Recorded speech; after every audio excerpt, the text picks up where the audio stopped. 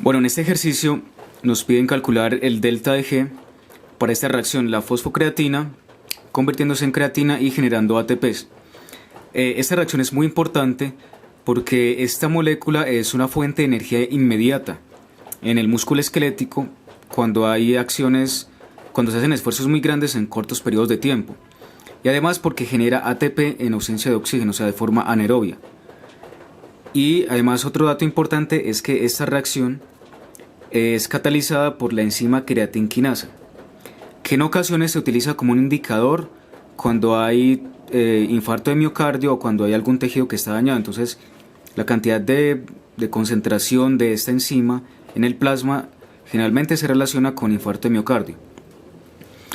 Bueno, en este ejercicio nos están dando los siguientes valores de cada una de estas moléculas.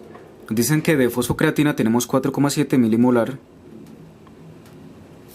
que de ATP tenemos 0,2 milimolar, de creatina tenemos 1 milimolar y de ATP tenemos 2,6 milimolar. Bueno, para calcular entonces el delta de G necesitamos primero calcular la constante de equilibrio en condiciones estándar. El ejercicio también nos dice que la temperatura es de 25 grados centígrados. Y como son condiciones celulares, entonces podemos usar las condiciones estándar. Entonces la constante de equilibrio se expresa de la siguiente forma. Siempre es la concentración de los productos, en este caso sería creatina, multiplicada por ATP. Y esto lo dividimos por la concentración de los reactivos. Entonces sería la fosfocreatina y ADP. Entonces ahora simplemente reemplazamos los valores. Como todos tienen las mismas unidades, simplemente colocamos los números para hacer la operación matemática. Entonces sería 2,6 por 1 sobre 4,7 por 0,2. Entonces este cálculo nos da 2,76. Bien, ahora como nos interesa es calcular el delta de G a condiciones estándar y en condiciones celulares, entonces simplemente utilizamos la ecuación que es RT por el logaritmo de la constante de equilibrio en condiciones estándar. Entonces el R es 8,315 joules mol Kelvin.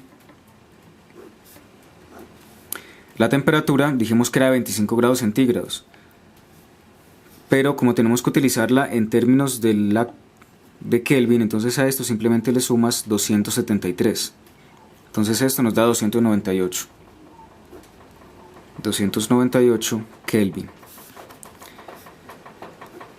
por el logaritmo del valor que ya se calculó anteriormente, 2,76. Entonces esta operación en la calculadora nos da un valor de menos 1093 joules sobre mol. Entonces hay que tener en cuenta que en las unidades de la temperatura los grados Kelvin se cancelan. Pero generalmente en los textos se encuentran no en joules sino en kilojoules. Entonces simplemente se divide este valor por 1000 y tenemos que la temperatura, que el delta de G es de 1093 kilojoules sobre mol. Bueno, entonces, ¿qué podemos concluir acerca de este valor que encontramos acá para delta de G? Entonces, como nos está dando un valor que es negativo, significa que la reacción, tal como la tenemos aquí escrita, o sea, en esta dirección, de convertir fosfocreatina en creatina es una reacción espontánea, o sea, que está ocurriendo de manera natural en la célula, que no se requiere energía extra para que ella pueda ocurrir.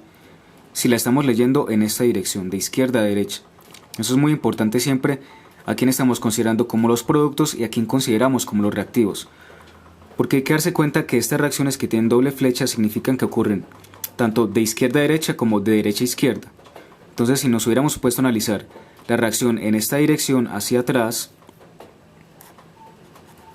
entonces todos estos valores nos hubieran dado, este valor hubiera sido mucho más pequeño, aquí nos hubiera dado un valor negativo.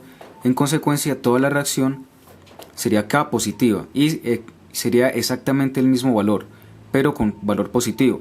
Significa que en esta dirección la reacción es no espontánea.